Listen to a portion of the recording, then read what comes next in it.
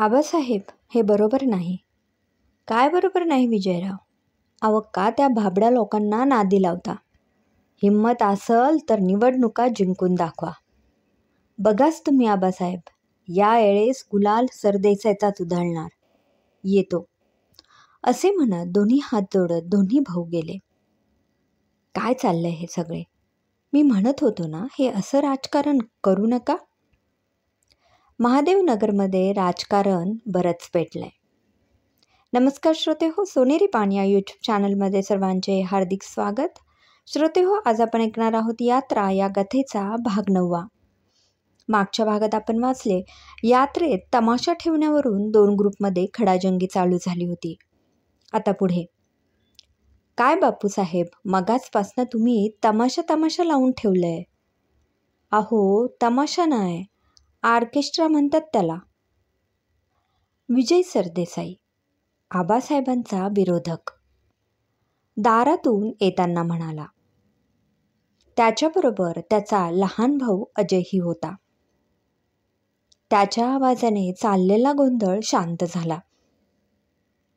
सगळ्यांच्या नजरा त्याच्याकडे वळल्या. आत्ता आलं लक्षात, हे तुझं कारस्थान आहे तर. रमेश त्याच्याकडे बघत चिडून म्हणाला.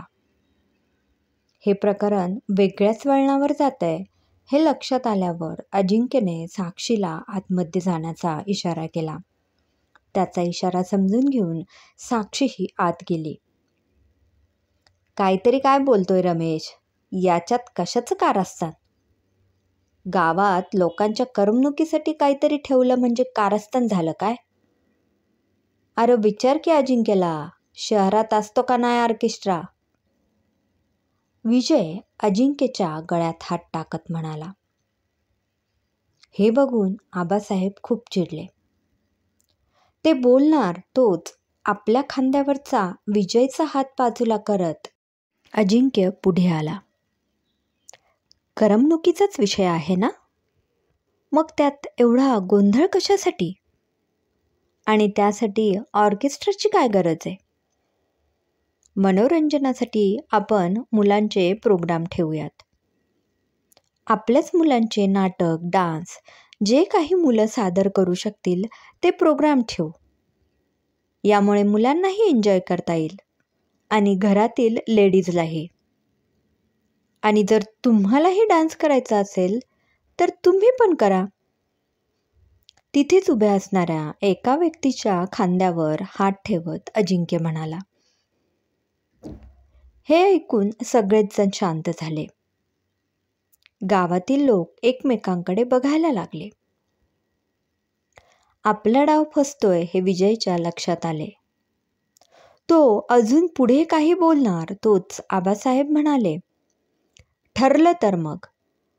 तो ऑर्केस्ट्रा कॅन्सल आणि पोरांसाठी कार्यक्रम ठेवायचा. बस, आता यावर पुन्यांदा चर्चा होणार नाही. निघा आता. त्यांचं हे बोलणं ऐकून, बरं चालतंय की, पोरांबरोबर आपणही नाचू, एक व्यक्ती म्हणाला.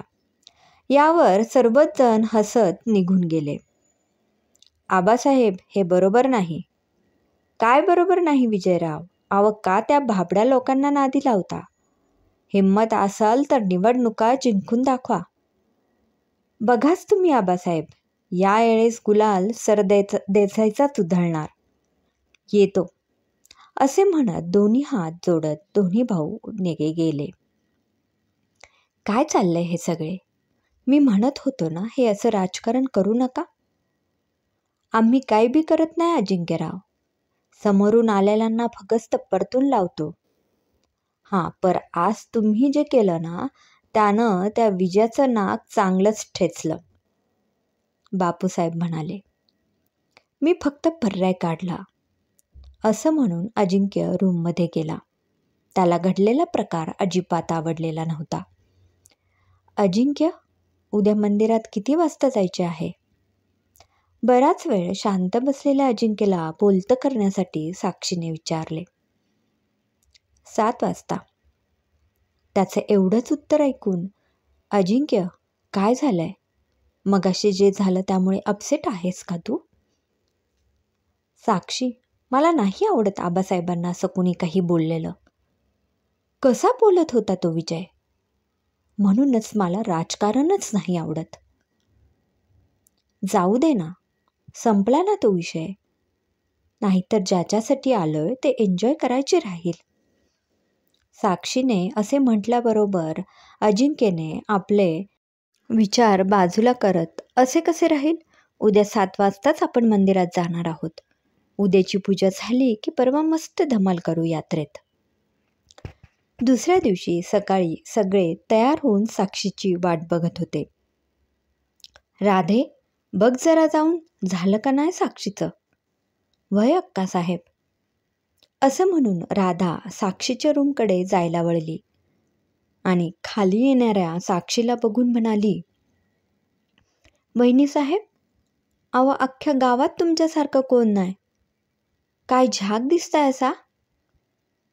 हे ऐकून सगळ्यांचे लक्ष साक्षीकडे गेले. साक्षीने हिरव्या रंगाची, त्याच्यावर सोनेरी रंगाच्या बुट्ट्या असणारी नऊवारी साडी नेसली होती.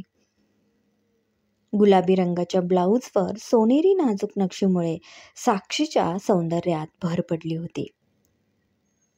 गळ्यात नाजूक सोन्याचा नेकलेस आणि लक्ष्मीहार, कानात सोन्याचे झुमके, हातात प्लेन हिरव्या रंगाच्या बांगड्या आणि त्याबरोबरच सोन्याच्या पाटल्या, बोटात नाजूक अंगठी, नाकात नथ, लांब केसांचा बांधलेला अंबाडा आणि त्यावर मनसोक्त पहुडलेले मोगऱ्याचे गजरे, ओठांवर डार्क गुलाबी लिपस्टिक, डोळ्यात हलकेसे काजळ आणि कपाळावर चंद्रकोर. साक्षीचे रूप पाहून सगळेच स्तब्ध झाले होते. अजिंक्यची तर तिच्यावरून नजरच हटत नव्हती.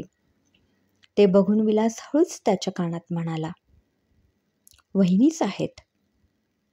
हे ऐकून अजिंक्य भानावर आला आणि म्हणाला, निघायचं? जया आणि राही पळत साक्षीकडे येऊन म्हणाल्या, खूप छान दिसतेस तू नऊवारी साडीत. तेवढ्यात छाया आणि विनायकराव आले. अय्या, वहिनी, नऊवारी साडी, काय छान दिसताय. छाया हसून साक्षीला म्हणाली. अक्कासाहेब आपल्या सुनेला नऊवारीत पाहून भरून पावल्या होत्या. तिच्याकडे बघत लांबूनच त्यांनी तिच्या चेहऱ्यावरून हात ओवाळत आपली बोटं मोडली. बरं, आता निघायचं का? अजिंक्य पुन्हा एकदा सर्वांना म्हणाला.